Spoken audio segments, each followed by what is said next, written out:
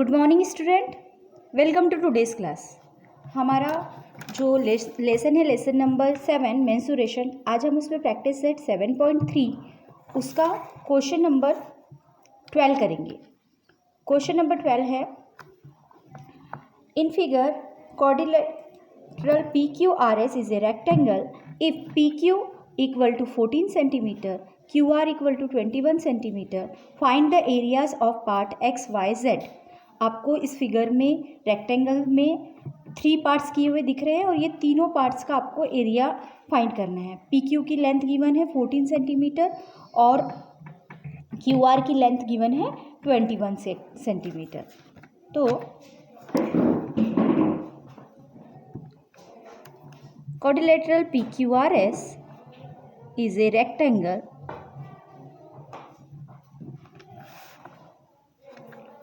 with length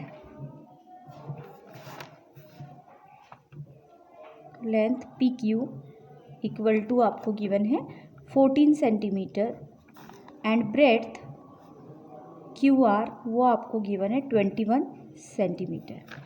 तो one by one हम एक एक पार्ट का एरिया फाइंड करेंगे। सबसे पहले अब ये जो पार्ट है, पार्ट X और पार्ट Y, ये क्या है? सेक्टर है, ठीक है। पार्ट X,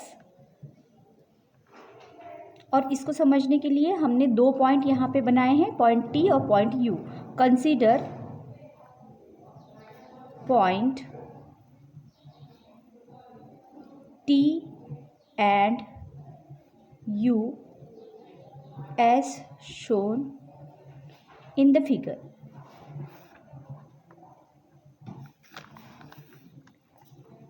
ये 2 पॉइंट हमने ले लिए। तो अब हम जो सेक्टर है उसको इजीली पढ़ सकते हैं, Q-P-T, ये है X पार्ट। तो हम लिखेंगे फॉर पार्ट X आपको रेडियस क्या है? रेडियस इस सेक्टर के लिए रेडियस PQ होगा।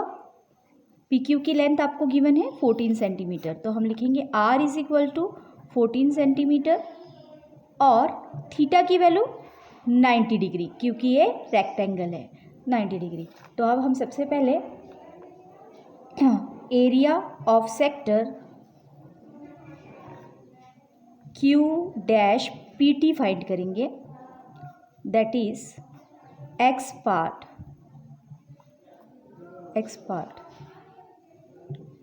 Of the figure. ये हम पहले फाइंड करेंगे।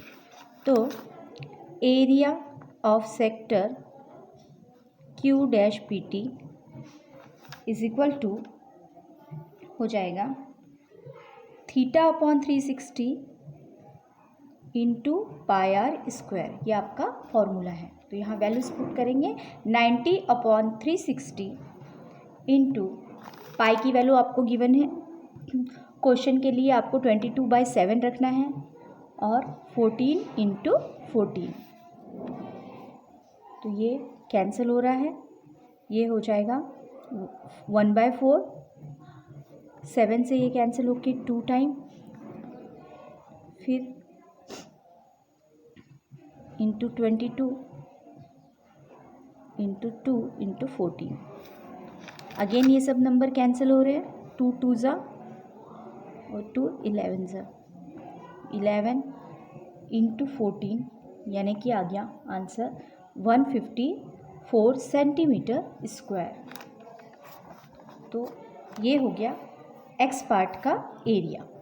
नाउ नेक्स्ट, अब हम को फाइंड करना है एरिया ऑफ Y पार्ट।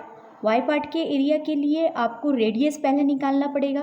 तो देखिए यहाँ पे आपको PQ गिवन है, PQ की लेंथ 14 है, तो QT भी क्या हो जाएगा? 14। तो आप लिखेंगे PQ equal to QT equal to 14 centimetre, क्योंकि ये दोनों एक ही आर्क के रेडाई है, radii of the same arc, इसलिए ये दोनों सेम रहेंगे। और ये तीनों पॉइंट कोलिनियर है, Q-T-R, इसलिए हम लिख सकते हैं कि QR equal to QT plus TR। तो क्यू आर आपको क्वेश्चन में गिवन है 21, तो 21 equal to 14 plus T R, तो ये हो गया 21 minus 14 equal to T R, तो टी आर की वैल्यू आ गई 7 centimetre, therefore T R equal to 7 centimetre, ये आपको मिल गया। और फॉर पार्ट वाई आपको आर अब मिल गया 7 सेंटीमीटर, ये अभी हमने फाइंड किया है, क्योंकि आर जो है वो टी आर के इक्वल है यहाँ पर, तो आर इक्वल टू 7 सेंटीमीटर, और थीटा अगेन यहाँ पर भी ये रेक्टेंगल के एंगल्स है, इसलिए ये भी 90 डिग्री, तो थीटा की degree 90 degree.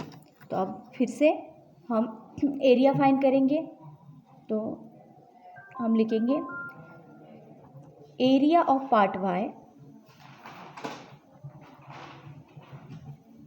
Is equal to area of sector R dash T U, ये हम निकालेंगे। तो ये हो गया theta upon 360 into pi R 1 square, इसको हम R1 नाम दे देते हैं। तो ये हो गया 90 अपॉन 360 इंटू 22/7 इंटू 7 इंटू 7, ये 7 7 कैंसिल हो रहा है, यहाँ से ये कैंसिल हो रहा है, तो 77 अपॉन 2 यानी कि आंसर आ गया आपका 38.5 सेंटीमीटर स्क्वायर। तो अभी हमारा एरिया ऑफ एक्स पार्ट भी फाइंड कर लिए हमने, एरिया ऑफ वाई पार्ट भी फाइंड कर लिया। अब बचा है एरिया ऑफ जेड पार्ट। तो जेड पार्ट के लिए ये कोई सेक्टर नहीं है, इसीलिए हम क्या करेंगे, हमारे रेक्टेंगल के एरिया में से ये दोनों एरियाज़ को माइनस कर देंगे, तो आपको जेड का एरिया मिल जाएगा।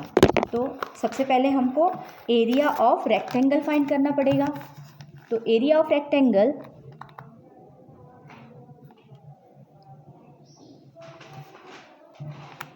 Is equal to length into breadth. तो लेंथ आपको क्वेश्चन में गिवन है, पी क्यू की लेंथ 14 है, तो ये हो जाएगा 14 इंटू ब्रेड्थ क्यू आर, उसकी लेंथ है 21, 14 इंटू 21 यानी कि आ गया आंसर 294 सेंटीमीटर स्क्वायर। तो अब हमको एरिया ऑफ रेक्टेंगल मिल गया है PQRS। अब हम वाई पार्ट का एरिया फाइंड कर सकते हैं। तो area of Y part, sorry Z, area of Z हम फाइंड करेंगे अभी। तो इसके लिए क्या करना होगा हमको, area of part Z is equal to area of rectangle PQRS minus area of X part minus area of Y part. तो अभी हमने निकाला, इसका है 294 minus area of X part आपको गिवन है 154 माइनस 38.5, 154 माइनस 38.5, तो हम माइनस कर लेंगे तो हमको आंसर मिलेगा 101.5 सेंटीमीटर स्क्वायर। तो फाइनल आंसर लिख देते हैं, therefore area of part X is 54 centimetre square, area of part Y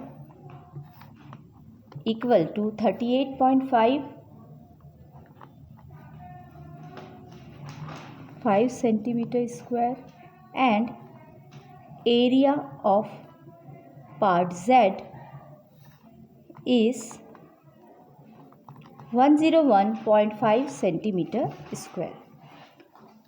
अब हम करेंगे next question, question number 13, question number 13 है triangle LMN is an equilateral triangle LM equal to 14 centimeter as shown in the figure. 3 sectors are drawn with vertices as center and radius 7 centimeter. इनका radius 7 centimetre है, ये आपको given है.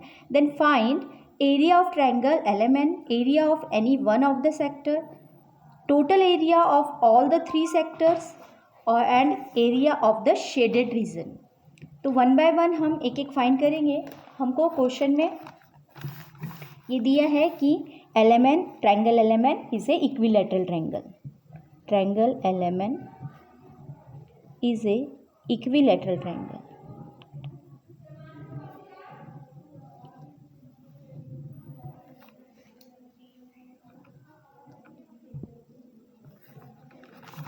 और इनको हम नाम दे देंगे इन पॉइंट्स को X, Y एंड Z.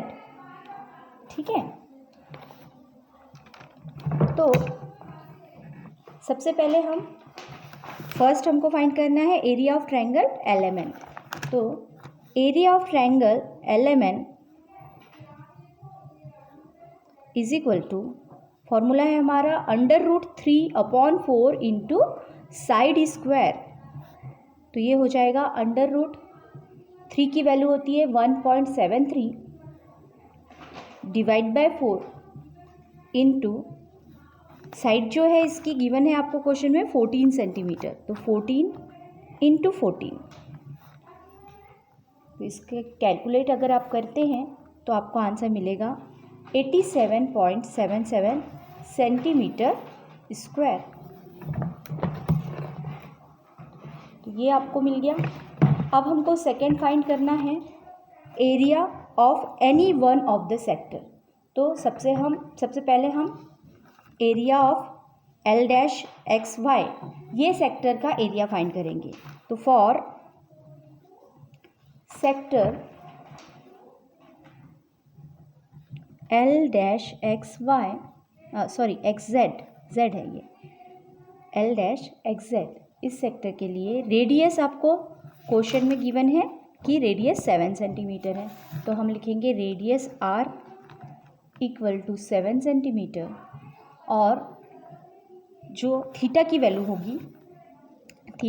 होगी वो 60 डिग्री होगी क्योंकि यह क्या है, इक्विलैटरल ट्रायंगल है. तो हम लिखेंगे theta is equal to 60 degree angle of equilateral triangle.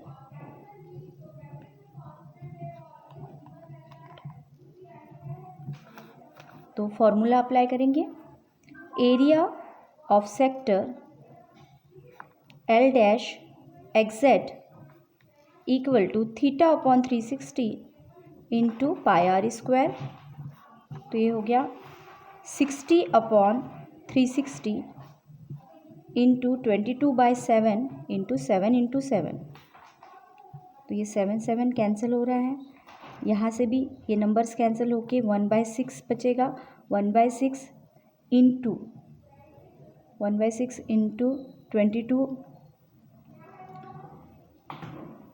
22 into 7 हो जाएगा 154 डिवाइड बाय 6 यानी आंसर आ गया आपका 25.67 सेंटीमीटर स्क्वायर. तो ये हमारा एरिया निकल गया. अब हम थर्ड हमको निकालना है total area of all the 3 sectors. तो ये तीनों भी सेक्टर इक्वल हैं, इसलिए इन तीनों सेक्टर्स का जो हम 3 टाइम मल्टीप्लिकेशन करने से आपको तीनों सेक्टर का एरिया मिल जाएगा. तो area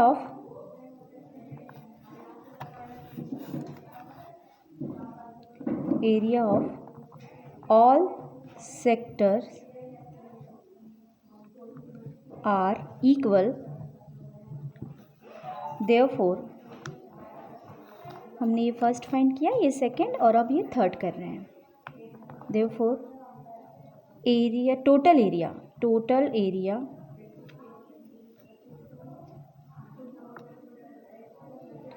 of all 3 sector is equal to हो जाएगा 3 into area of sector L dash XZ जो हम अभी फाइंड किए हैं, तो ये हो गया 3 इंटू एरिया ऑफ सेक्टर हमने अभी फाइंड किया था, तो ये है 25.67, तो मल्टीप्लाई करने से आपको मिल जाएगा 77.01 सेंटीमीटर स्क्वायर। अब लास्ट आपको फाइंड करना है area of shaded region. Shaded region का अगर एरिया आपको चाहिए तो आप क्या करेंगे, ट्रायंगल के एरिया में से ये थ्री सेक्टर के एरिया को माइनस कर देंगे तो आपको वो मिल जाएगा।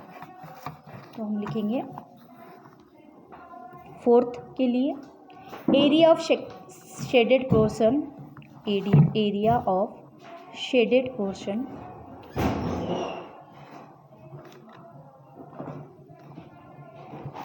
is equal to area of triangle element minus area of area of अभी हमने फाइंड किए थे टोटल एरिया, लिख सकते हैं हम इसको total area of all three sectors.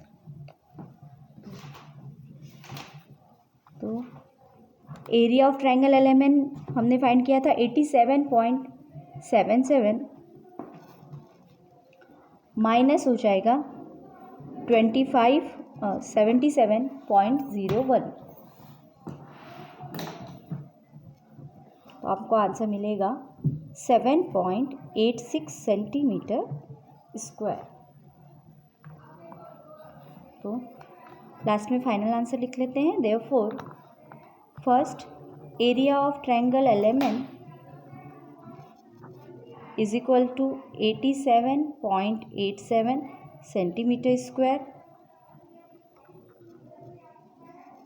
Second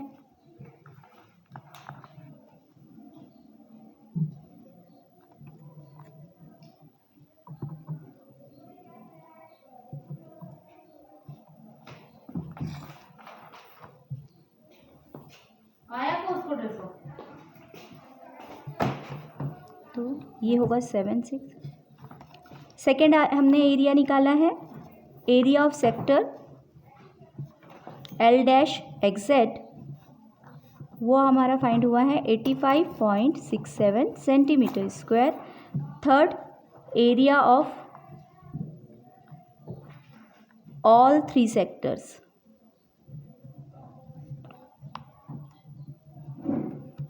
is equal to 77.01 centimeter square, and area of shaded portion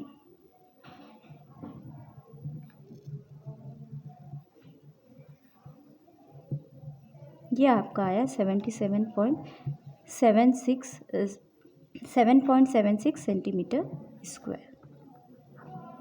तो इस तरीके से ये आपका क्वेश्चन नंबर 12 एंड 13 करना है। आज के लिए इतना ही, थैंक यू।